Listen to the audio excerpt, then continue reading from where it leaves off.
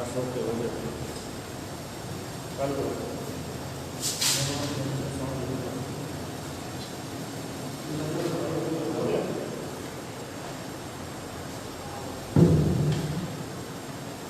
प्यारे बच्चों, good afternoon. मैं आपको आज प्रारंभिक शिक्षा के नवीन प्रयास ठीक है DLED पेपर सेकेंड पढ़ाने जा रहा हूँ। थोड़ा इधर सिलेबस के बारे में देखेंगे। ठीक है, सिलेबस क्या क्या है, उसको कैसे समझना है, तो उसके चैप्टर बाई चैप्टर को आपको टॉपिक चलेगा। ठीक है, उसके बाद में आपको हर टॉपिक को समझाया जाएगा। ठीक है, उसकी PDF मिलेगी आपको। ठीक है, अगर लिखना चाहें आप लिख सकते हैं। और उसके बाद में आप लास्ट में जब आपका ये ऑनलाइन क्लास खत्म होगा आपके ग्रुप पे, ठीक है, आपको PDF भेज दी जाएगी। वो अपनी कॉपी पर केयर कॉपी पर अपना नोट कर सकते हैं आसानी से। और अगर उसमें कुछ भी समझ में नहीं आ रहा है तो आप कमेंट्स करके ठीक है उसको मैं रिप्लाई दूसरे टाइम टेबल में आपको दे दूँगी। ठीक, तो सबसे पहले आप सिलेबस के बारे में समझेंगे। ठीक है, सिलेबस जो प्रारंभिक शिक्षा के नवीन प्रयास है उसमें ज़्यादा सिलेबस नहीं है, पर उसमें तीन यूनिट दी गई हैं। उन 3 यूनिटों में से आपको पहली यूनिट में सिर्फ 3 चैप्टर हैं। उसके बाद में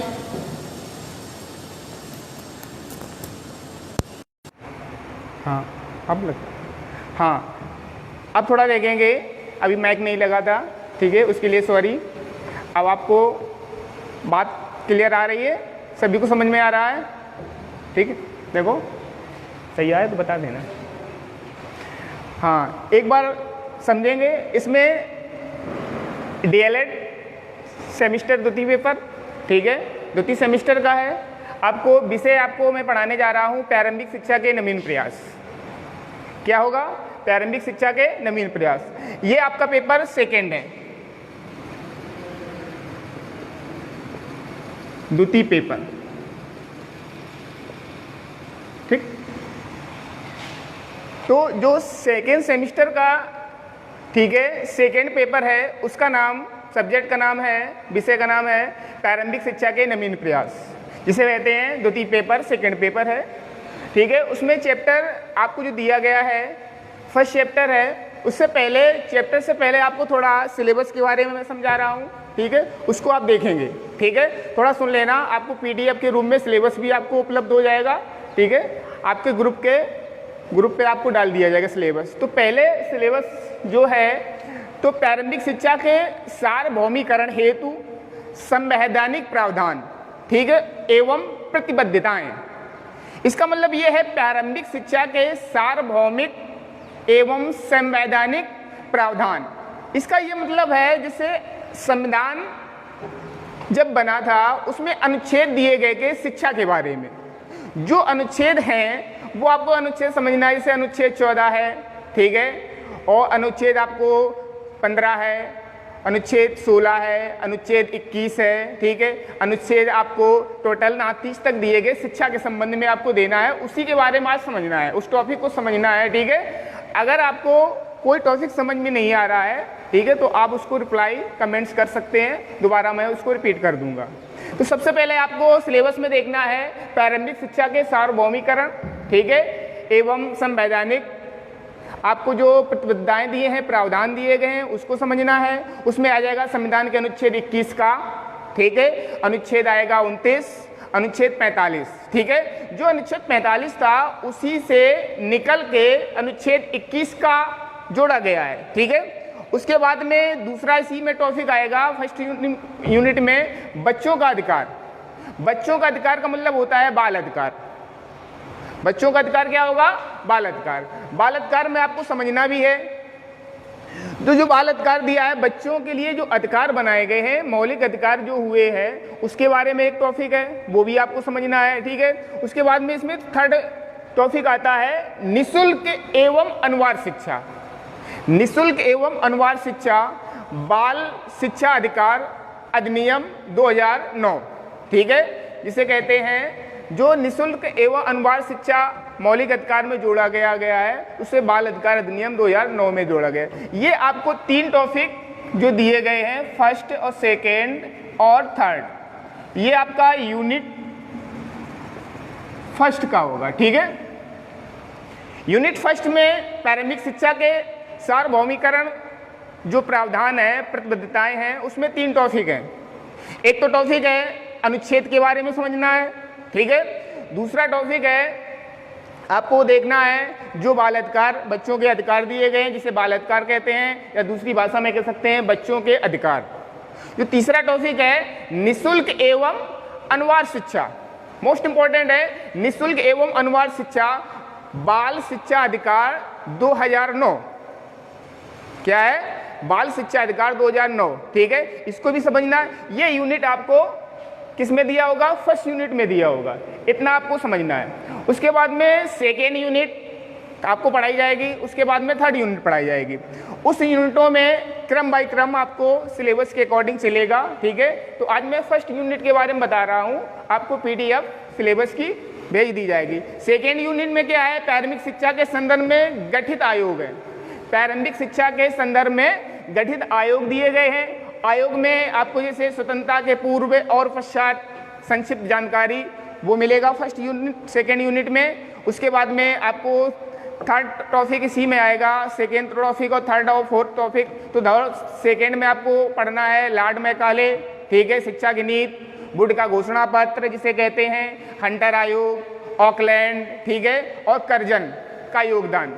ये चीज़ें आपको सारी समझनी पड़ेंगी और आपको टॉपिक बाय टॉपिक समझाया भी जाएगा।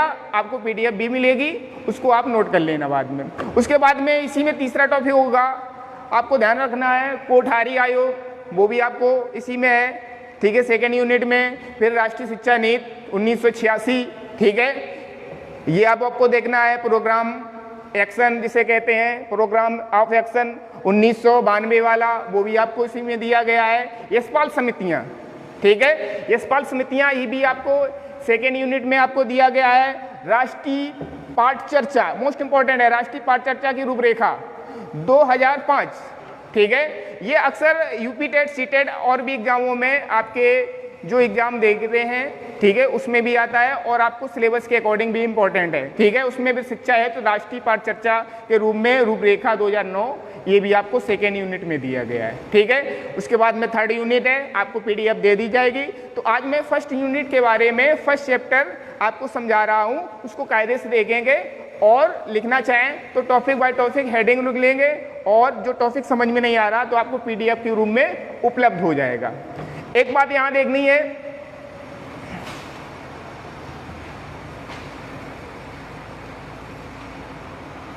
हाँ, तो आपका जो विषय है, जो पेपर का नाम है, ठीक है, तो वो आपको समझना है प्रारंभिक शिक्षा के नवीन प्रयास, जिसे कहते हैं सेकेंड पेपर। चैप्टर का जो नाम है, न्यू चैप्टर जो है फर्स्ट चैप्टर है, ठीक। उसमें प्रारंभिक शिक्षा हेतु प्रावधान एवं प्रतिबद्धताएं, इसमें जो प्रारंभिक शिक्षा हेतु प्रावधान दिए और जो आपको दिए प्रतिबद्धताएं बताई गई हैं, वो आपको टॉपिक बाय टॉपिक समझना है, ठीक है। इनको समझने के लिए आपको मैं टॉपिक बाय टॉपिक समझा रहा हूं, और नोट करना चाहें आप नोट भी करते रहेंगे। तो पहली हेडिंग आती है आपकी सेम टू, शिक्षा से संबंधित संतुष्टियां। क्या है? शिक्षा से संबंधित संतुष्टियां। तो शिक्षा से संबंधित संतुष्टियां में सबसे पहला टॉपिक आता है, क्या है? विधि के समझ समता, इसे कहते हैं विधि के समझ समानता, इसको बोलते हैं विधि के समझ समानता। विधि मीन्स यहां पर होगा कानून, विधि मीन्स क्या होगा? कानून, ठीक। विधि मीन्स क्या होगा? यहां कानून। तो पहला है विधि के समझ समानता। आपको एक नंबर टॉपिक आता है विधि के समझ समानता या समता। अनुच्छेद किसमें दिया गया है? 14 में दिया गया है। किसमें दिया गया है? अनुच्छेद 14 में दिया गया है, ठीक। अब इसमें अनुच्छेद 14 में जो दिया गया है, तो जिसे आपको सीधा सीधा एक नंबर में या 199 क्वेश्चन आता है या अति लघुत्तरी प्रश्न आता है, तो सीधा सीधा पूछा जाता है अनुच्छेद 14 का संबंध किससे है। तो आपको सीधा सीधा टॉपिक बताना है विधि के समझ समानता या विधि के समझ समता। जिसे कहते हैं विधि मीन्स होता है कानून। तो कानून का मतलब क्या होता है, यहाँ कानून यहाँ समझना है, इसमें यह है भारत सरकार, ठीक है, या इसमें भारत के जो नागरिक होते हैं, ठीक है, उनके लिए जो विधि जो कानून बनाया गया है वो समान अधिकार दिए गए, प्रत्येक नागरिक को समान अधिकार दिए गए हैं, ठीक है, चाहे राज्य स्तर के हों चाहे केंद्र स्तर के हों, ठीक है, उसमें कानून बनाया गया है और समान ढंग से उसे लागू किया जा सकता है। तो इसका मतलब है विधि के समझ समानता, अनुच्छेद 14 याद रखना, मोस्ट इंपॉर्टेंट आपको ये लाइन है, इतना ध्यान रखना, विधि के समझ समानता अनुच्छेद 14, ठीक है। और विधि मीन्स होता है यहाँ पर कानून, विधि मीन्स क्या होगा, कानून, ठीक है। तो भारत सरकार द्वारा जो नागरिक हैं, भारत सरकार, राज्य सरकार, तो उनके लिए जो कानून बनाया जाएगा वो समान ढंग से लागू होगा, चाहे अफसर हो, चाहे नेता हो, चाहे आपके बच्चे हों, चाहे बड़े हों, चाहे बुजुर्ग हों, तो कानून सभी के लिए समान है। तो आपको यह इतना ध्यान रखना है, विधि के समझ समता अनुच्छेद 14, ठीक है, ये कई बार पूछा भी गया है, अनुच्छेद 14 का संबंध किससे है, तो आपको याद रखना है विधि के समझ समता, इसे कहते हैं समानता। इसका मतलब क्या होता है, इसमें भारत के नागरिकों के विधि के समझ समानता का अधिकार दिया गया है, ठीक है। राज्य सभी व्यक्तियों के लिए एक समान कानून बनाएगा तथा उन पर सही समान ढंग से लागू करेगा। इसका मतलब यह है, राज्य सभी व्यक्तियों के लिए एक समान कानून बनाएगा तथा उन पर एक समान ढंग से लागू करेगा, ठीक है। तो ये विधि के समझ समानता है। तो इसमें अगर लिखना चाहते हैं, ठीक है, विधि के समझ समानता अनुच्छेद 14, तो सबसे पहले आपको हेडिंग डालनी है विधि के समझ समानता या समता अनुच्छेद 14 डालना है। तो इसमें थोड़ा बहुत लिखना भी चाहते हैं तो लिख भी सकते हैं, इसमें भारत, इसमें लिख सकते हैं, इसमें भारत के नागरिकों को विधि के समझ समानता का अधिकार दिया गया है, सभी व्यक्तियों के लिए एक समान कानून बनाया गया तथा उन पर एक समान ढंग से उन्हें लागू करेगा। यह पहला टॉपिक है।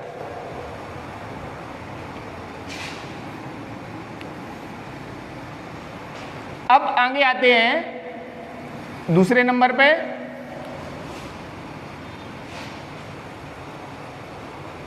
दूसरे नंबर में है सामाजिक, आपको सामने लिखा है बोर्ड पे देखेंगे सभी लोग, सामाजिक दृष्टि से, ठीक है, सामाजिक या शैक्षिक दृष्टि से पिछड़े वर्गों के लिए प्रावधान, ठीक है, ये भी एक बार आ चुका है, सामाजिक ऑब्लिक शैक्षिक दृष्टि से पिछले वर्गों के लिए प्रावधान। कौन कौन अनुच्छेद है, अनुच्छेद 15(4) जिसे कहते हैं 15(4) या अनुच्छेद 46, ठीक है, दो अनुच्छेद का इसमें जिक्र किया गया है, ठीक है, पूर्ण रूप से अनुच्छेद 15(4) में दिया गया है, ठीक है, मतलब अनुच्छेद मेन अनुच्छेद आपका 15 है, उसके खंड जो दिए जाते हैं, ठीक है, इसे अनुच्छेद 15(1), 15(2), 15(3), इसी प्रकार 15(4), तो इसको याद रखना है 15(4), ठीक है, और उसमें दिया गया है ऑब्लिक करके अनुच्छेद 46, ठीक है, दो अनुच्छेद के बारे में इसमें जिक्र किया गया है। उसका मतलब यह है सामाजिक ऑब्लिक शैक्षिक दृष्टि से, ठीक है, पिछड़े वर्गों के लिए प्रावधान, अनुच्छेद 15(4) ऑब्लिक अनुच्छेद 46, ठीक है। अब इसमें आपको समझना है सामाजिक दृष्टि से जो पिछड़े बालक होते हैं और शैक्षणिक दृष्टि से या सामाजिक दृष्टि से उनके लिए प्रावधान क्या है। इसका मतलब यह है राज्य किसी नागरिक को, ठीक है, उसके विरुद्ध, ठीक है, जैसे आपको ध्यान रखना है, जैसे केवल धर्म के आधार पर, ठीक है, या मूल वंश के आधार पर या जाति के आधार पर आपको समझना है, या लिंग या जन्म स्थान, इनमें से किसी आधार पर विभेद नहीं करेगा। दो बात ध्यान रखना है, विभेद नहीं करेगा, ठीक, केवल धर्म के आधार पर विभेद नहीं होगा, जाति के आधार पर, लिंग के आधार पर, जन्म स्थान के आधार पर इनमें से कोई, ठीक है, कोई भी आधार है, ठीक है, उसका विभेद नहीं करेगा। राज्य किसी नागरिक का धर्म, जात, लिंग, ठीक है, जन्म स्थान, ठीक है, किसी आधार पर उसका विभेद नहीं करेगा। ये अनुच्छेद, अगर आपको पूछा जाए सामाजिक ओब्लिक शैक्षिक दृष्टि से पिछड़े वर्गों के लिए प्रावधान किस अनुच्छेद में वर्णन है, तो आपको सीधा सीधा याद रखना है अनुच्छेद 15(4) या अनुच्छेद 46, ये आपको ध्यान रखना है।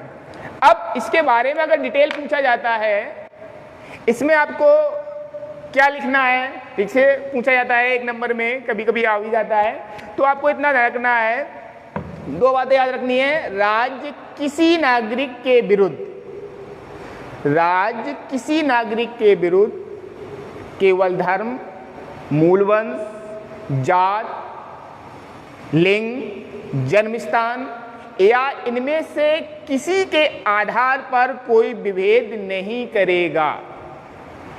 इतना आपको इसमें समझना है, ठीक है। अब लिखना चाहे लिखते भी रहे, ठीक है। अगर आपको कोई दिक्कत आ रही है तो आपको पीडीएफ उपलब्ध होगी, ठीक है। पीडीएफ में आपको सब दिया जाएगा, अपने अच्छे से नोट्स भी बना सकते हैं, उसकी कंटिन्यू तैयारी भी डेली की डेली आप करते रहेंगे, ठीक है। अगर इस टॉपिक में कुछ नहीं समझ में आ रहा है तो आप थोड़ा बहुत कमेंट दे सकते हैं, तो उसको आपका सुधार किया जाएगा, ठीक है। आवाज क्लियर आ रही है सभी को? ठीक, ओके।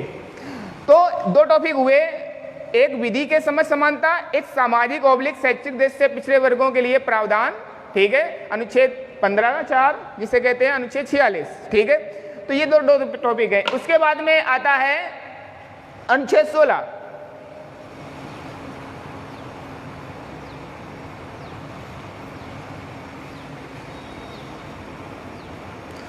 अनुच्छेद 16 में है लोक नियोजन के विषय में अवसर की समानता। लोक नियोजन के विषय में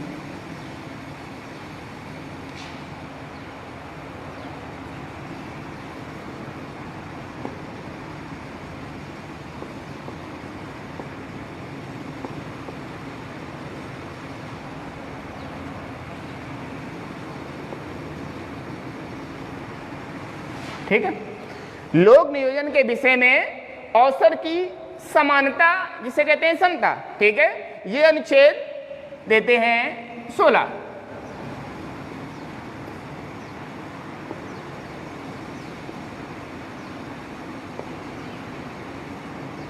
अब यहां समझना है, तीसरा टॉपिक है लोक नियोजन के विषय में अवसर की समानता या समता, अनुच्छेद 16।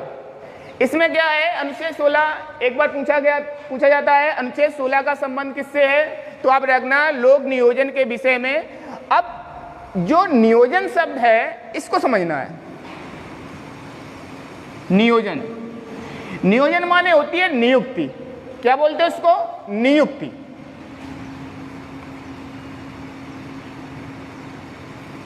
नियुक्ति बोल देंगे इसको, ठीक है। लोक नियोजन के विषय में अवसर की समानता, इसका सीधा सीधा मतलब है राज्य के अधीन किसी पद पर नियुक्ति या नियोजन से संबंधित विषयों के सभी नागरिकों के लिए अवसर की समानता होगी। क्या आपको देखना है?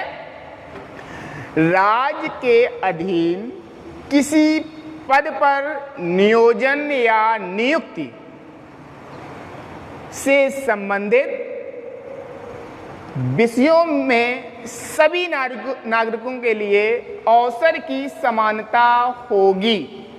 इतना याद रखना है। अगर आपका डिटेल इसका पूछा जाता है तो आपको एक लाइन जस्ट याद रखना है, मतलब राज्य सरकार किसी भी नागरिक को समान अवसर देगी नियुक्ति में, जिसे कहते हैं नियोजन में, ठीक। तो इसका सीधा सीधा मतलब है लोक नियोजन के विषय में अवसर की समानता, अनुच्छेद 16 आपको याद रखना है, अनुच्छेद 16, ठीक है। उसका नियुक्त आयोजन का मतलब, नियोजन का मतलब होता है नियुक्ति, तो इसका मतलब है राज्य सरकार जो बच्चों को, ठीक है, नियुक्ति देगी उसमें अवसर समान रखेगी, ऐसा नहीं है किसी से भेदभाव करे, ठीक है। जैसे किसी जात के आधार पर भेदभाव हो जाए या लिंग के आधार पर भेदभाव हो जाए, ठीक है, जात के आधार पर नियुक्तियां हो जाएं और लिंग के या धर्म के या किसी आधार पर, ठीक है, तो ऐसा इसमें प्रावधान नहीं है। इसीलिए इसमें कहते हैं लोक नियोजन के विषय में अवसर की समानता। राज्य सरकार सभी बच्चों को, सभी नागरिकों को समान अवसर, ठीक है, मिलेगा। एक ये आपका अनुच्छेद 16 के बारे में बताया गया। तो 3 अनुच्छेद हुए, कौन कौन? अनुच्छेद 14 याद रखना है, अनुच्छेद 15(4), अनुच्छेद 16। उसके बाद टॉपिक आता है चौथा में समझना है, मोस्ट इंपॉर्टेंट है, बहुत बार पूछा भी गया है। चौथा टॉपिक, इसका सीधा सीधा मतलब ये है बालकों के लिए निःशुल्क व अनिवार्य शिक्षा। बहुत बार आता है और यहाँ तक UP TET, C TET, other exam जो टीचर की एग्जाम में होती हैं, ठीक है, आपके सिलेबस में तो बहुत ही इसका इंपॉर्टेंट रोल दिया गया, ठीक है। इसी के बारे में सबसे ज़्यादा इस चैप्टर में जिक्र किया गया है, ठीक है। बच्चों के लिए निःशुल्क व अनिवार्य शिक्षा क्या है? हेडिंग है, आपको समझना है। चौथी हेडिंग, या बालकों के लिए या बच्चों के लिए? बालकों के लिए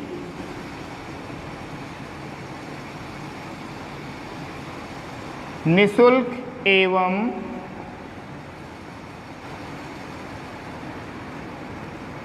अनिवार्य शिक्षा।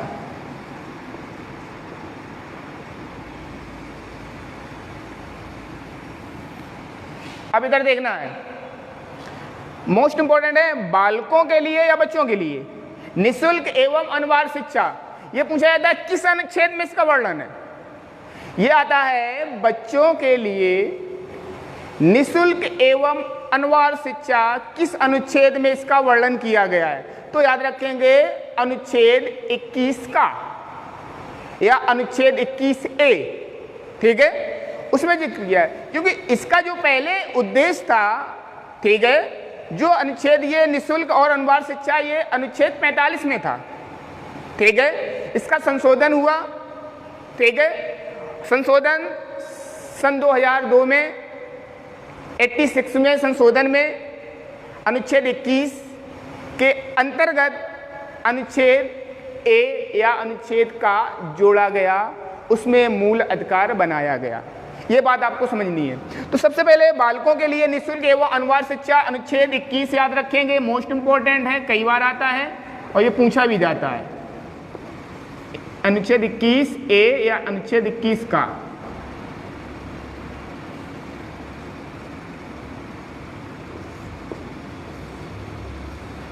ये याद रखना है। तो इसमें दो बातें याद रखनी है, बालकों के लिए निःशुल्क एवं अनिवार्य शिक्षा अनुच्छेद 21A, ठीक है, या अनुच्छेद 21 का, ये भी दे देते हैं, उससे आप कंफ्यूज नहीं होना है। तो इसमें जो दिया गया है किन बच्चों के लिए है, ये भी आपको समझना है, ठीक है। तो अनुच्छेद 21 का द्वारा 6 से 14 वर्ष, 6 से 14 वर्ष तक बच्चों के लिए ये आपको लाइन याद रखनी है। निःशुल्क और अनिवार्य शिक्षा किन बच्चों के लिए है, ध्यान रखना है। 6 वर्ष से लेकर 14 वर्ष तक के आयु तक के जो बच्चे हैं उसे निःशुल्क और अनिवार्य शिक्षा दी गई। आपने देखा होगा प्राइमरी स्तर और जूनियर स्तर में बालक जब तक 14 साल के नहीं हो जाते हैं उन्हें प्रारंभिक शिक्षा निःशुल्क दी जा रही है, मिडिल स्कूलों में और प्राइमरी स्कूलों में, ठीक है। वहाँ यहाँ तक तो उसमें भोजन भी मिलता है, कपड़े भी मिलते हैं, ठीक है, पूरी यूनिफॉर्म मिलती है और कोई फीस नहीं लगती है। तो इसका मतलब है बालक 6 वर्ष से प्रारंभिक शिक्षा से लेकर और 14 वर्ष तक, ठीक है, उन्हें निःशुल्क है। तो जो अनुच्छेद दिया गया है 21A जिसे कहते हैं 21 का जो दिया गया है, इसका मतलब ये है, ये पहले अनुच्छेद 45 में था, पहले ये अनुच्छेद 45 में था, उसको फिर संशोधन हुआ। संशोधन कब हुआ इसको भी समझना, आगे टॉपिक आएगा उसमें हम समझाएंगे। संशोधन हुआ था 2002 ठीक में, 86वें संशोधन में ठीक, 45 से निकालकर ठीक 21 में जोड़ा गया, उसी से बना 21 का। ठीक है, कौन बना अनुच्छेद 21 का बना। ये इतना बात समझना है। इसमें कौन कौन बच्चों के लिए है, 6 से 14 वर्ष। इतने टॉपिक याद रखना है, पूरा इसमें टॉपिक हो जाएगा। तो बालकों के लिए निःशुल्क वो अनिवार्य शिक्षा अनुच्छेद 21 का ए, जिसे कहते हैं 6 से लेकर 14 वर्ष। 2002 में 80वें संशोधन में 45 से निकालकर 21 में ठीक है अनुच्छेद जोड़ा गया। 21 से जो भाग निकल के आया है उसको बोलते हैं 21 का अनुच्छेद या 21A अनुच्छेद। उस अनुच्छेद में बच्चों को लिए दिया गया है 6 से लेकर 14 वर्ष के लिए निःशुल्क व अनिवार्य शिक्षा, जिसे मौलिक अधिकार का दर्जा दे दिया गया है। किसका दर्जा दे दिया गया, मौलिक अधिकार के रूप में उसको कर दिया गया है। ठीक है, तो इतनी बात आपको समझनी है इसमें। और ये कई बार पूछा भी जाता है अनुच्छेद 21A का संबंध किससे है, तो ध्यान रखना है निःशुल्क व अनिवार्य शिक्षा किन बच्चों के लिए है, 6 से लेकर 14 वर्ष के बच्चों के लिए है। ठीक है, ये अनुच्छेद पहले 45 में था, संशोधन हुआ 2002 में ठीक है 86वें संशोधन में, उसके बाद में 21 का या 21A में जोड़ दिया गया। इतनी बात आपको समझनी है। ठीक है, उसके बाद में आता है अनुच्छेद आपको ठीक है 28 आता है। ये कोई ज़्यादा संबंधित नहीं है, ऊपर का मैं साफ कर रहा हूं।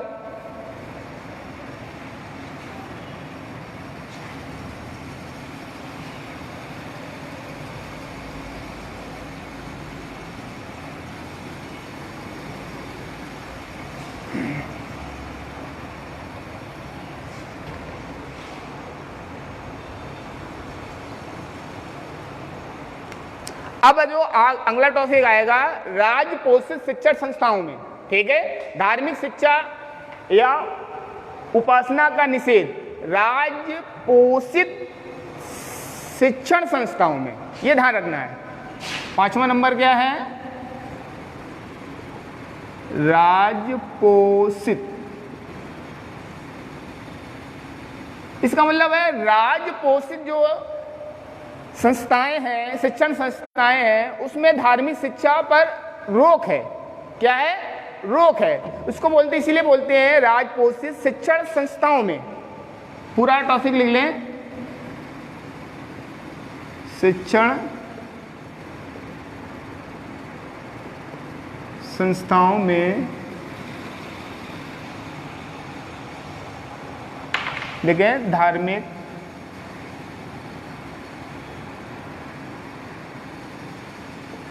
शिक्षा या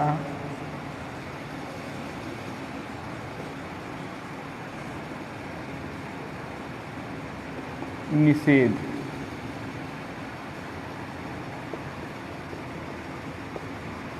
अनुच्छेद 28।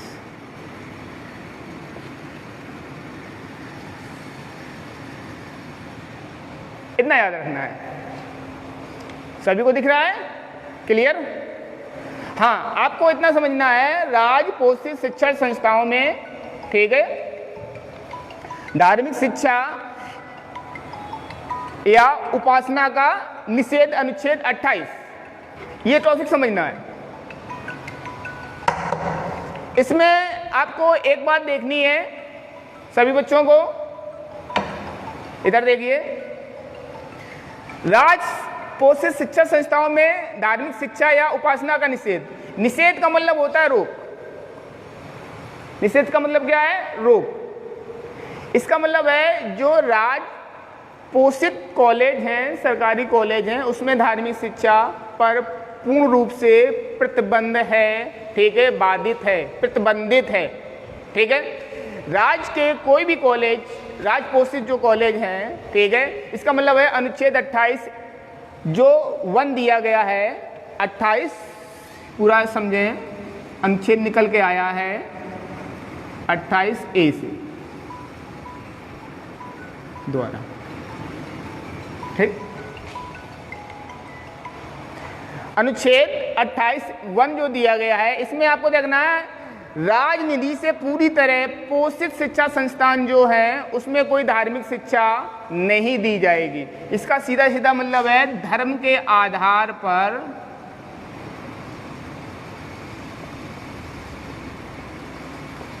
धार्मिक शिक्षा नहीं दी जाएगी। ये लाइन आपको याद रखनी है। ठीक है। तो किसमें अनुच्छेद निकल के आता है? अनुच्छेद 28, जिसे कहते हैं अनुच्छेद 28(1), इसमें दिया गया है।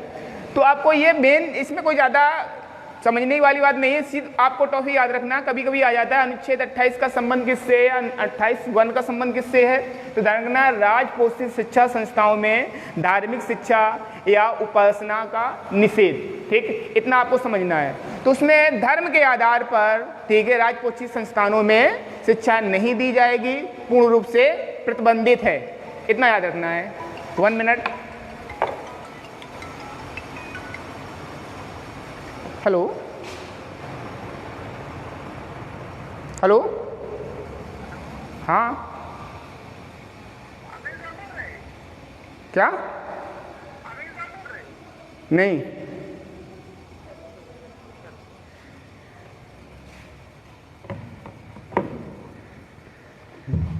हाँ आगे टॉपिक देखिए।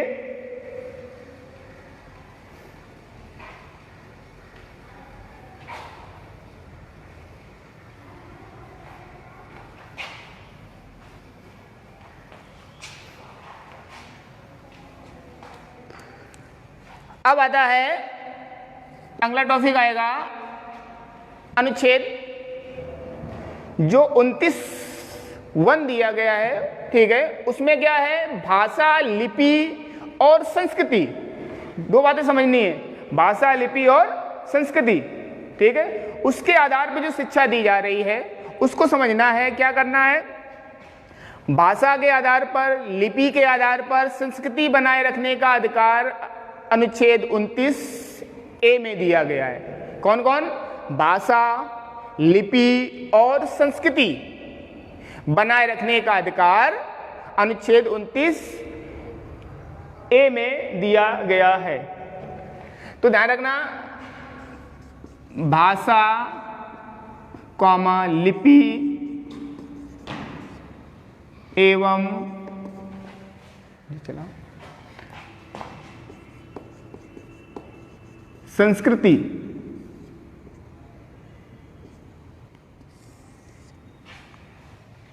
चल रहा था, उसमें एक बंद हो गया। हाँ, कौन कौन? भाषा, लिपि और संस्कृत बनाए रखने का अधिकार, ये इतना याद रखना है। भाषा, लिपि एवं संस्कृत पूरा लिख लें, बनाए रखने का अधिकार अनुच्छेद किसमें है? अनुच्छेद 29(1). ठीक है, ये कई बार पूछा भी गया है, ध्यान रखना इंपॉर्टेंट। एक तो अनुच्छेद ये था 21 वाला, पहले वाला, और दूसरा वाला, ठीक है, और तीसरा भी कई बार आया है। सबसे ज्यादा इंपॉर्टेंट है आपका अनुच्छेद 21(1). उसके बाद में इसको याद रखना है, कौन कौन? भाषा, लिपि एवं संस्कृत बनाए रखने का अधिकार। ठीक है, अनुच्छेद 29(a). इसका मतलब है भाषा आपकी, जैसे भारत में 21 भाषाएं बोली जाती हैं, ठीक है, उस भाषा का आपका जिक्र किया गया है। उसका बनाने का, जैसे आप हिंदी बोलते हैं तो हिंदी का अधिकार है, मराठी, पंजाबी, गुजराती, ठीक है, सबका अधिकार है। जो लिपि है, जैसे हिंदी की देवनागरी लिपि है, उसका अधिकार है। ठीक है, संस्कृत की जैसे देवनागरी है, पंजाब की अलग है, सबकी अलग अलग है। और संस्कृति जो कल्चर है आपका, ठीक है, बनाए रखने का अधिकार। सिर्फ आपको एक लाइन याद रखनी है, अनुच्छेद 29(a) में क्या दिया गया है, तो आपको सीधी सीधी याद रखनी है, भाषा, लिपि एवं संस्कृत बनाए रखने का अधिकार अनुच्छेद 29(a) में दिया गया है। अब इसका मतलब क्या है, समझना क्या है, ये पूछा जाता है। अनुच्छेद 21(a) भारतीय क्षेत्र में रहने वाले नागरिक। कौन? भारतीय क्षेत्र में रहने वाले नागरिक। ठीक है, कोई भी नागरिक हो सकता है, किसी भी वर्ग का हो, जिनकी अपनी विशेष लिपि है या भाषा है या संस्कृति है, उन्हें बनाए रखने का अधिकार दिया गया है। भारत के किसी भी नागरिक को लिपि, भाषा, संस्कृति बनाए रखने का अधिकार दिया गया है। ठीक है, अनुच्छेद 29A में। अब अनुच्छेद 29A में तो ये जिक्र किया गया है, अनुच्छेद 29 में किसका जिक्र किया गया है, ये भी थोड़ी बात समझनी है। 29A का जो शीर्षक दिया गया है वो अल्पसंख्यकों के हितों का संरक्षण किसका है, 29 अनुच्छेद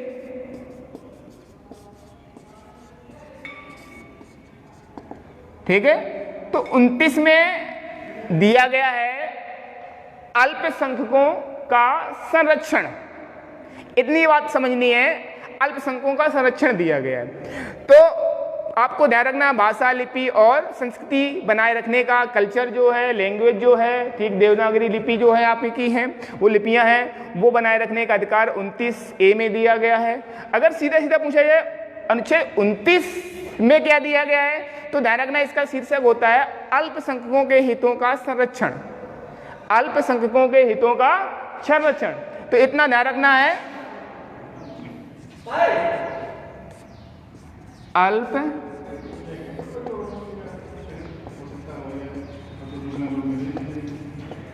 संरक्षण, ये ध्यान रखना। अल्प जो संख्यक हैं, ठीक है, उनका संरक्षण दिया गया है इसमें 29 में, ठीक है। और शेष बच्चे, अब इसमें आपके सेट टॉपिक हो चुके हैं, ठीक है। तो जो आपको PDF मिलेगी इसके बारे में पूरा आपको दिया जाएगा, आप समझ लेना और PDF आप नोट कर लेना फेयर कॉपी में। तो आप इतना ध्यान रखना है, जैसे पहला टॉपिक, दूसरा, तीसरा, चौथा और पांचवा और छठा, ठीक है, इसका टोटल आपको PDF मिलेगी, ठीक है, वो आप फेयर कॉपी पे नोट करेंगे। और नेक्स्ट टर्न अगले दिन होगा, ठीक है। आज मैम नहीं आई हैं तो मैम का पीरियड पहले था, उसके बाद मैथ का है, उसके बाद तीसरा पीरियड मेरा है, ठीक है। तो अगर कोई बात समझ में नहीं आ रही है, नोट्स बनाने में दिक्कत आ रही है, ठीक, कोई टॉपिक समझ में नहीं पा रहे हैं, तो आप कमेंट्स करके या ग्रुप में डाल के उसको हम दोबारा समझा सकते हैं, ठीक है, और उसको रिवीजन कर सकते हैं, ठीक है। Okay, hello. देखिए, कल लॉकडाउन की वजह से हो सकता है कि क्लासेस ना हो, इसकी सूचना आपको ग्रुप में दे दी जाएगी। बाकी जो क्लासेस आज हुई है, जो बच्चे नहीं जुड़ पाए हैं लाइव क्लासेस से, तो वो इस लिंक पे जाकर, लिंक शायद सभी के ग्रुप में डली हुई है, सभी के ग्रुप में डली हुई है, तो आप अपने उस लिंक पे जाके और वीडियो को देख सकते हैं, ठीक है ना।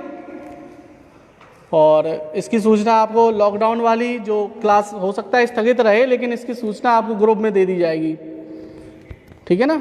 HOD सर आपके दे देंगे। Okay, thank you.